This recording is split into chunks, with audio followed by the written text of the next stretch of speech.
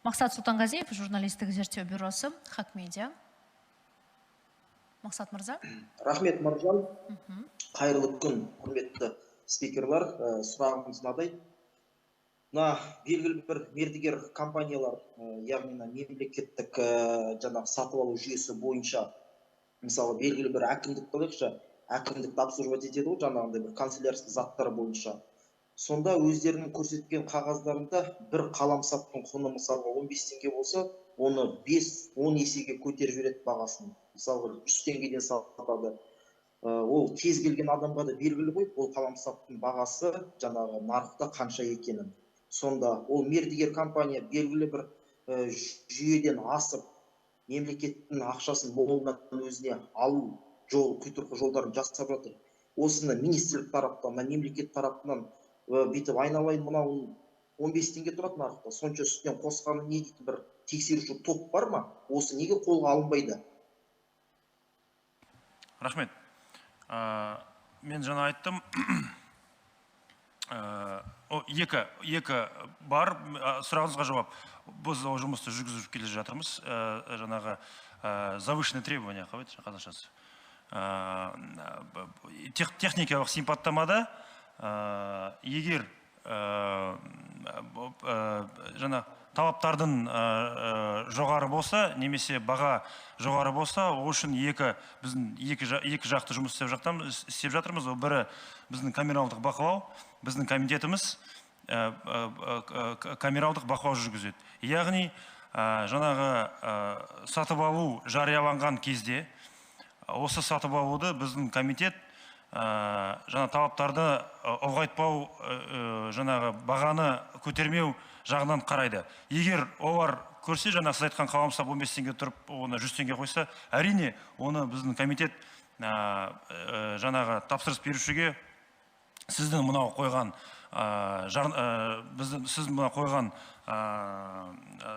сатып алуыңыз дұрыс емес деп қайта жібереді. О, бір біздің комитетпен қоса, бұл жайттарды прокуратурада және жемқорлыққа қарсы агенттікте тексеріп отырады. Бірінші, екінші, ол жаңағы мен айтқан шағымдар. Егер осындай фактілер болса, оны көріп отыр ғой компаниялар, басқа компаниялар. Егер ол бір компания үшін жасаса, біреумен келісіп, егер ондай құйтырқы ойлары болса, басқа компания оны көріп отыр, ол әрине міндетті түрде шағым жасайды, айтады, мынау 15 теңге тұратын ручканы қаламсапта анау тапсырыс беруші 100 теңгеге қойып жатыр деп. Оған біз шағымды қабылдап, әрине ол шағым бойынша жұмыс істеп, бұл сатып алуды алып тастайтын боламыз. Рахмет. Нақтылап өтейікші Дәурен мырза. Міне, егерде осы қолға алынса, жаңағы сіздер айтып отқан, түгел мониторингтік топ жұмыс істеп, жаңағы прокуратура жұмыс істесе, жаңағы үстінен 5-10 есе қосып жатыр ғой, жаңағы нарықтық бағадан 5-10 есе қосып. Егер соның бюджетін есептейтін болсақ, бір жылдық бюджетін, Қазақстан Республикасында 100 ауылға 200 орындық мәдениеттен соғуға болады екен, мәдениет үйінен соғуға болады екен. Алайда бүгінгі таңға дейін өкінішке орай оның барлығы қадағаланбай келген. Енді сіз қазір айтып отырсыз, оны прокуратураларда қадағалау керек, сіздердің тарапта жаңағы антикор службасында қадағалау керек деп отырсыздар. Өкінішке орай нәтиже жоқ бүгінгі таңда. Нәтиже сіздер тараптарыңыздан шықпай жатқан кейін, мінекей дүйім жұрттың ортасында осындай ауыз толтырып айтатын шағымдар көп болып жатыр. Неге бүгінгі таңға дейін осы жүйе 2023 жылдың бүгінгі күніне дейін қолға алынбады? Яғни әрмен қарай бұл неге жалғасуда? Осы нәтиже жоқ, нәтиже жоқ. Осы жайында кеңінен ашып айтып беріңізші. Ашып айтып берейін, Мақсат мырза. Біріншіден мен қадағалау керек деген жоқпын, қадағалап жатыр дедім. Олар міндетті түрде қадағалап жатыр. Жаңа прокуратурада, біздің комитетте. Енді мынау сіздің сұрағыңыздың, енді мен кеңінен айтып кетейін. Бізде бұндай жайттарды болдырмау үшін біз жүйелі шаралар қабылдау керекпіз. Сол жүйелі шаралардың бірі ол осы товарлардың справочнигі. Осы товарлардың жаңа қағаз болсын, қаламсап болсын, басқа товарлардың біз біріздендірілген бір справочник жасау керекпіз. Олардың жаңа атауы, олардың құны. Олардың атауы мен құны бір жерде болу керек.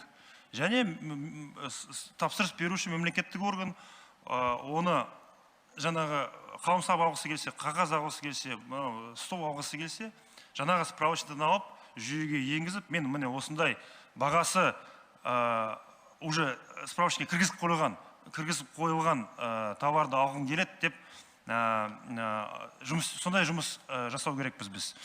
Бұл жұмысты біз жасап жатырмыз. Біз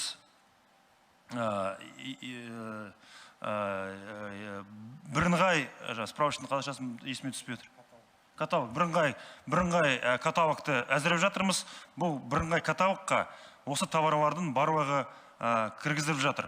Яғни, қазір біз сіз айтқан проблеманы жаңа қолмен жаңағы жүйелі түрде емес жаңағы біртіндеп шешіп жатсақ, біз бұл жұмысты жүйелі түрде шешу керекпіз. Былтыр біз электронный каталог товаров деген жүйені енгізіп жатырмыз.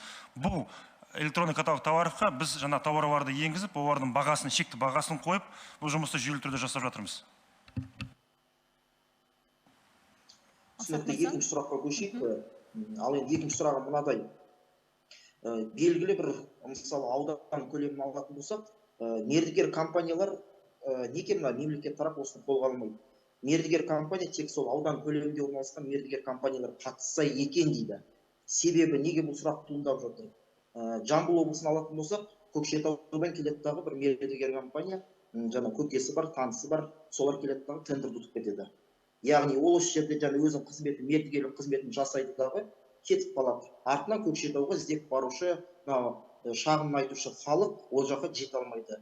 Мысалы, Қостанайдан келеді, жаңағы Семейге дегендей. Неге белгілі бір әрқайсысы өз облысы өзінің жергілікті мердігер компаниясына ғана осы жаңағы үлескерлікті көмекпен алып бермеске, болмаса сондай бір заңды түрде кәдімгі күш қолданбаса.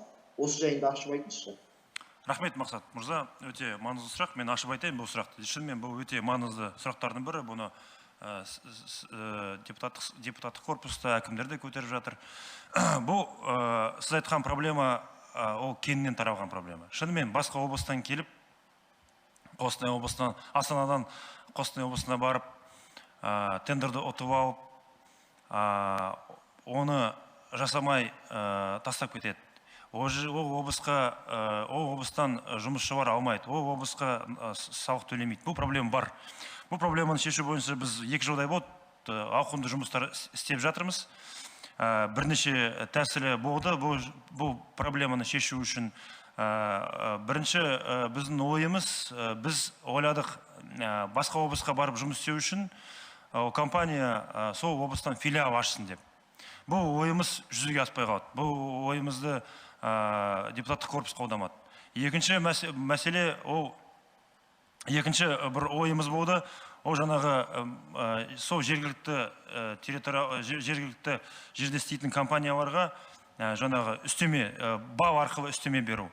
Осы үстеме беру, бау арқылы үстеме беру жаңағы біздің идеямыз, жаңағы біздің ойымыз қазір жүзеге асып жатыр. Біз жергілікті компанияларға құрылыс монтаждау жұмыстары бойынша жергілікті компанияларға үстеме беретін боламыз. Бұл тәсіл ұлттық кәсіпкерлер палатасымен талқыланып қолдау тапты. Басқа бизнес ассоциациялармен, бизнес қауымдастығымен қолдау тапты. Осы жақын арада мен ойлаймын, бір-екі күнде бұл түзетулер Әділет министрлігіне тіркеліп, күшіне енеді. Бұл түзетулер күшіне енгеннен соң жергілікті компаниялар конкурсқа қатысқанда өздеріне үстеме белгілі бір үстеме бау алады. Және олардың жаңағы басқа облыстан келген компаниялар қарағанда үстемдігі басым болып тұрады. Бұл проблеманы осы жақын арада шешетін боламыз. Рахмет.